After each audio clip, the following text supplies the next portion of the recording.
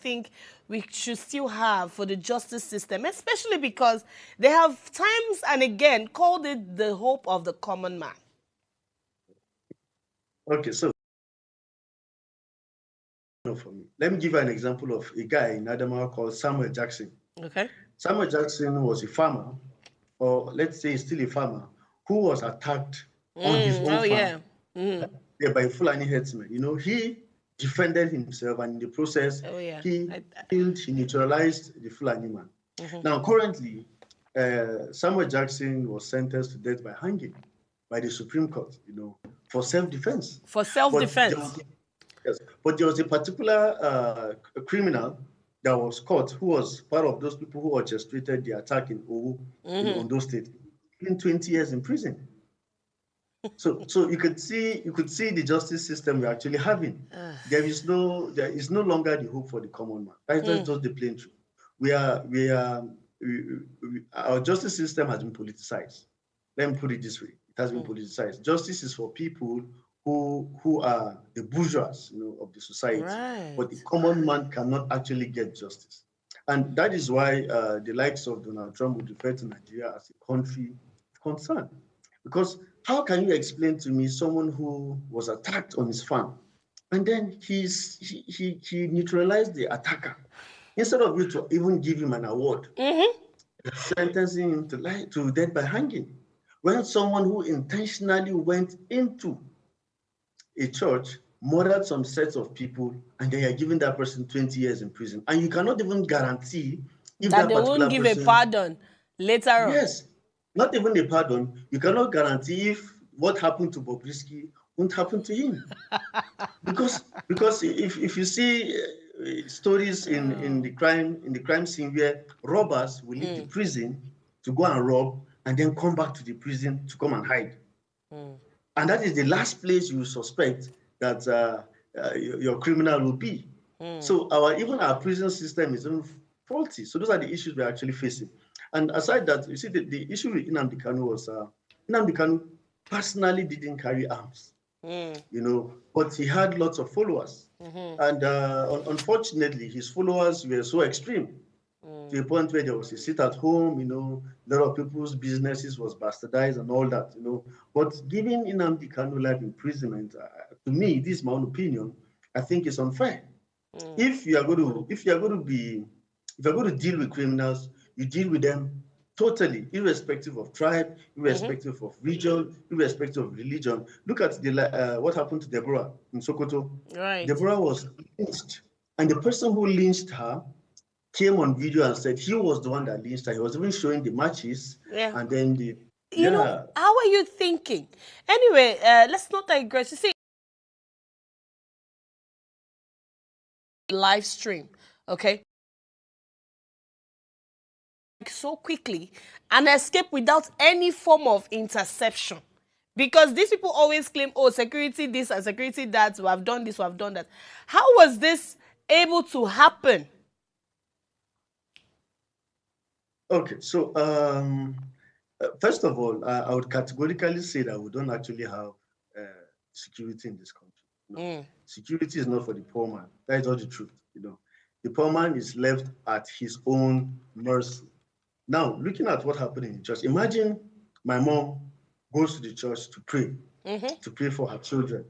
And then that is the last place she would imagine that she would meet her end. Right.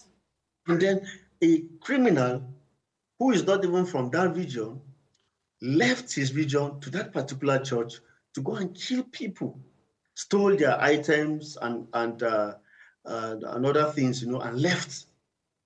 And then the security are even yet to even give a statement. They are yet to give a statement. They have already condemned the act, yes, but they are yet to even give like a statement, like an update. And I was even hearing in some quotas that DSS warned about the attack. And then, but there was no follow-up to that particular discussion. Oh, no, they said they deployed security men to the school, to mount guard. And I'm wondering, for how long? Actually, so it's not even to mount. And if you look at it, the security has been compromised. For example, these girls that were kidnapped in that state. I'm Yeah. trying to remember, Kebbi State. Yeah. So those guys that were kidnapped, they had their location, and then the army was given the particular location to go and rescue those girls. On their way back, on their way there, sorry, they were attacked. And it was a fatal attack, But the military has a way of hiding information. But at the end of the day, it gets out. It's like the general that was killed. They were denying until they all saw the video. So the military guys were attacked. Some of them lost their lives. They paid the ultimate price. So how did the bandits know that this is the route that the securities are going to take? Or how did the bandits know that these girls would be rescued at so time? That means the security has been compromised. Right. And it is unfortunate that security personnel, like the security hierarchy, which is the chief of defense staff, chief of naval staff, I feel they're appointed based on political affiliations, not based on capacity. Because tell me why the former CDS was removed. Because we had relative reassurances from him. He was always on ground. He was always making speeches. He was always traveling to these places. Yeah, to these places. He was very direct about the problem. But he was relieved of his responsibilities. And we have a new person on ground. And immediately that person came on ground, spiral attacks are going around the country. And it's a concern. And the funny part is, even our political class don't want these issues to be discussed, because a lot of Christians have lost their lives. Recently, the Minister of Foreign Affairs was being interviewed by Pierceman Morgan. Yeah, I saw that. And then, as simple as statistics, asking him how many people has lost their lives. He didn't know. He was beating around the bush. I'm very sure he knows, but if he says it, it's going to be implicative. Someone of that particular caliber, he would know, but he doesn't just want to say it. In Plateau State here, there's a site that I will take you to in case you come to Plateau State. You feel it's a tourism site, but this is a site that more than 535 people were killed, and they were buried. Their names are documented. Now you've wiped out 500 generations. My goodness. That is genocide. We have a governor in one of those states. I'm tempted to call him a very casual name, but let me just respect his color. But he is saying that in his state, there is no genocide. You're speaking about Governor Alia in Benue State. Yeah. How would you say in your state that there's no genocide? Over 100 and something people were wiped out. 100 and something generations are wiped out. 1,000 people are displaced. They don't have anywhere to stay. And if you look at the conditions of the IDP camps, they're in shambles. There is no water, there is no electricity, there is no even livelihood there. And that is a breeding camp for more criminals. Anyway. So how would you be political about the statement? Let's go on a short break, and when we come back, we'll continue this conversation. Please stay with us. Thank you.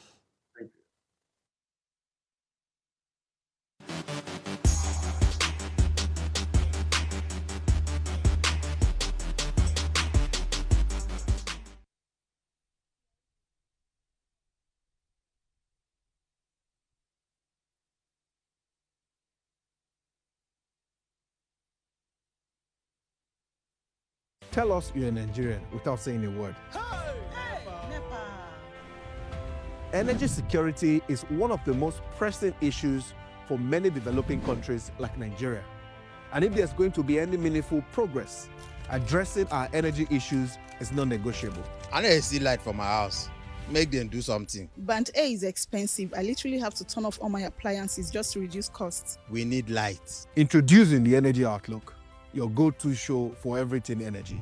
Every week, we'll bring you the latest insights, innovation, and in-depth analysis of Nigeria's energy sector. From policy discussions to regulatory insights, we'll analyze the key decisions influencing growth and sustainability in the energy sector. We'll bring you the human stories behind the headlines, giving you a personal perspective on the broader energy challenges. Join me every Friday at 6 p.m.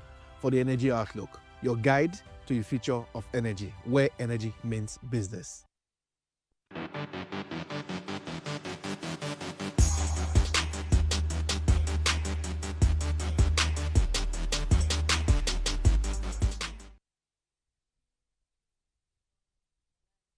welcome back. We are still talking about the church attack in Kwara State, and I have my guest on standby having this conversation with me. Thank you, sir, for still staying with us. Great. So let's get back into it. Now, soldiers, we've been told, have now taken control of the community, like they said. Do you think, I mean, I've heard everything you've been saying. Do you see this as maybe something that will pay in the long run, or is just a reactionary response? Do you think for some reasons they'll be triggered to do something right this time around, or maybe this is reactionary, decoratory? Well, normally when there is a crisis, that is what they do. They send soldiers to those communities. In Plateau State, we have soldiers that have been in communities for more than 15 years. Does that stop the crisis? No, that is not the solution. That is a camouflage kind of reactionary solution, but that doesn't discuss the crux of the problem. Who are the perpetrators? Those are the challenges we're actually supposed to be discussing. Now, for example, you deploy soldiers to those particular places. Yes. So what are the soldiers supposed to do? Supposed to guard the communities for how long? Exactly. For how long will they be there? While they are guarding those particular communities, they are looking into how they can neutralize those criminals. And we have the government have made mockery of democracy. For a very long period of time, there has been crisis in lots and lots of northern states. That is even enough for you to declare state of emergency. We have rivers here that had two fighting. And then you declare state of emergency. Well, look at states like Zamfara, they have been having issues like Kebbi, they have been having issues. Look at even the Borno state. They have been having challenges for a long period of time. You're supposed to declare state of emergencies in those places, put in a military personnel who would take charge. That is, for me, a broader way to actually tackle this problem. But establishing a base doesn't actually solve the problem. It doesn't solve the problem at all. But once you declare state of emergencies in those states, it shows that, yes, you have a roadmap. You have a plan on how you could safeguard life and property, which is the main responsibilities of what government, to safeguard life and property.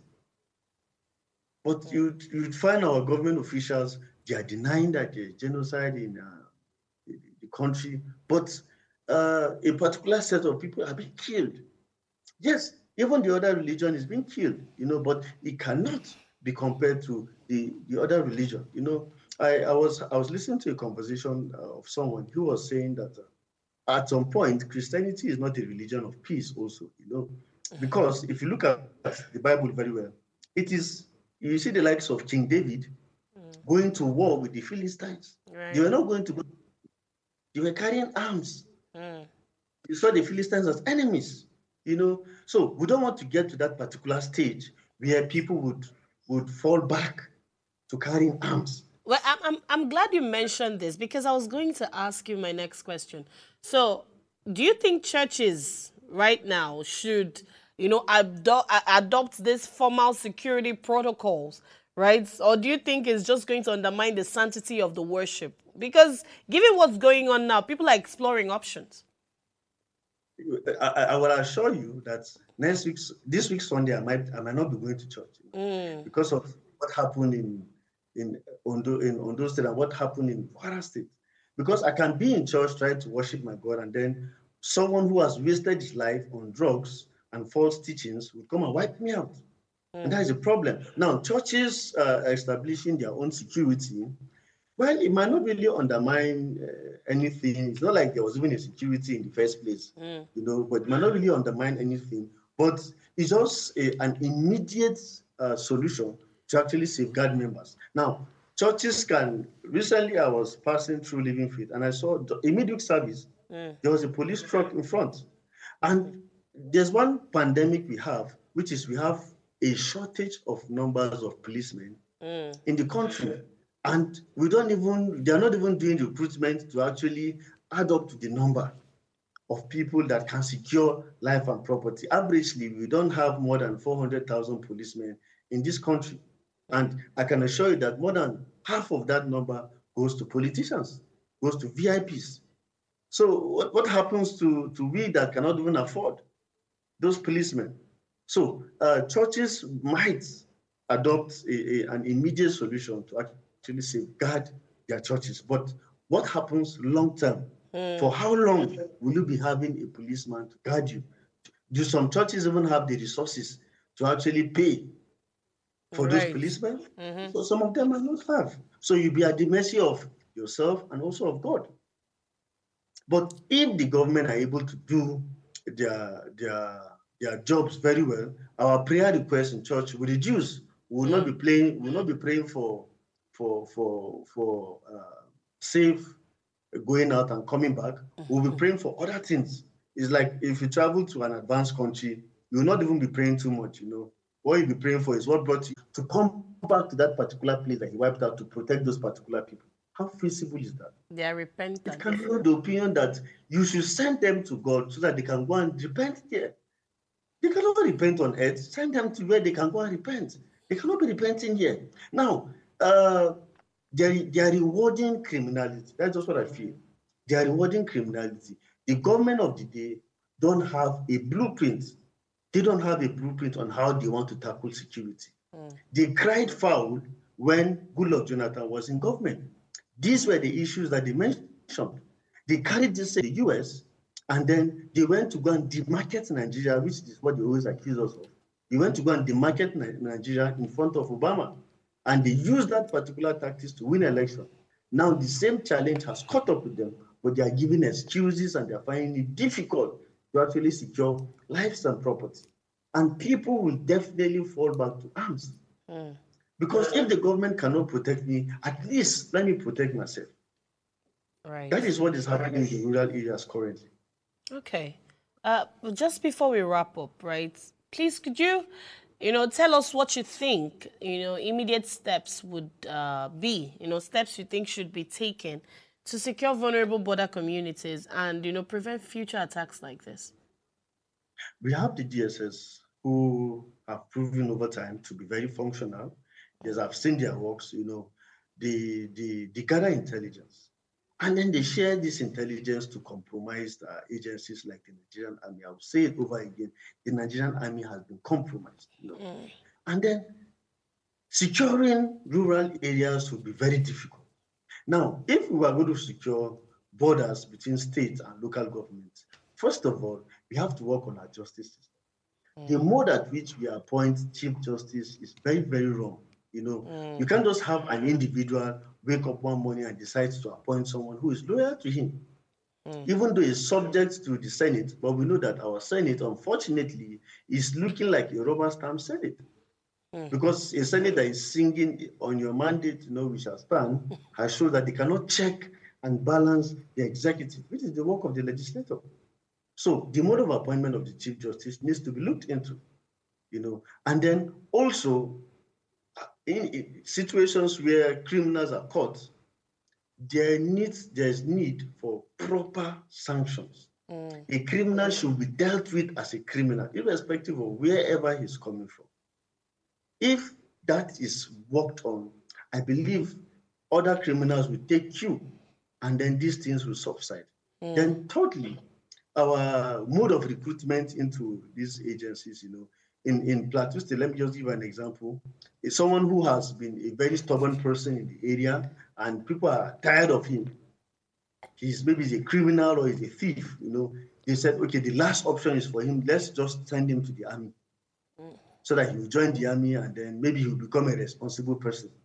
And imagine you are giving a criminal a gun to hold. Then he didn't have a gun, but now you are giving him a gun. That's a world of possibilities. Yes. So that particular person is vulnerable enough to give even intelligence to criminals. He can leak secrets. So our mode of recruitment also needs to be looked into.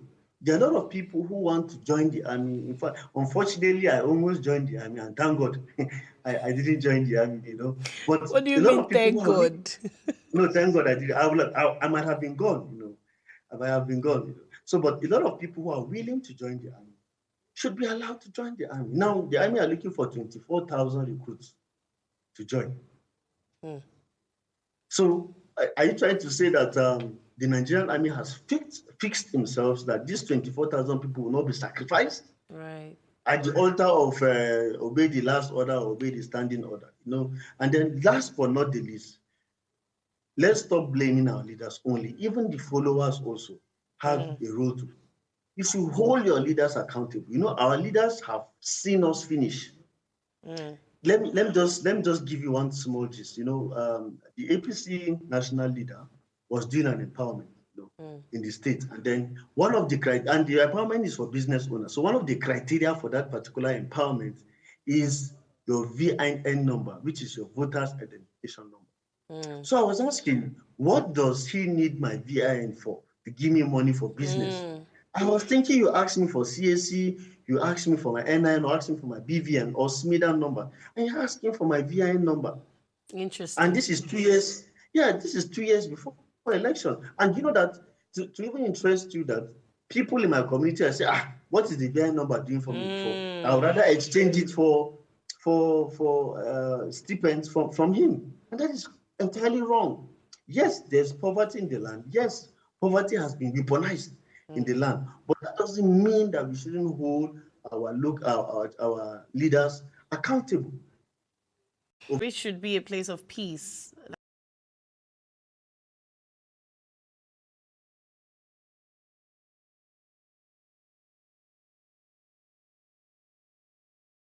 Safe, not just the security failure.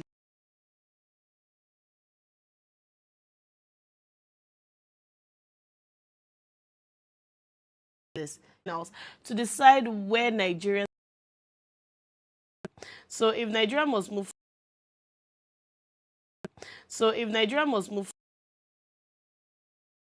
It's slow obligation, because you see, a nation that cannot protect its worshippers has lost touch with its own humanity. I mentioned this earlier. Let's leave elections. Let's leave the in touch.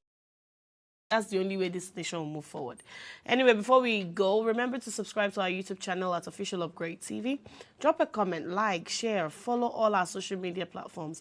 And if you missed our quote earlier, here it is. It says, the measure of a society is how it protects the vulnerable. And this was said by Mahatma Gandhi. My name is Choma Kalu, and this has been Ways Prime Time. Have a good night, and I'll see you tomorrow. Bye-bye.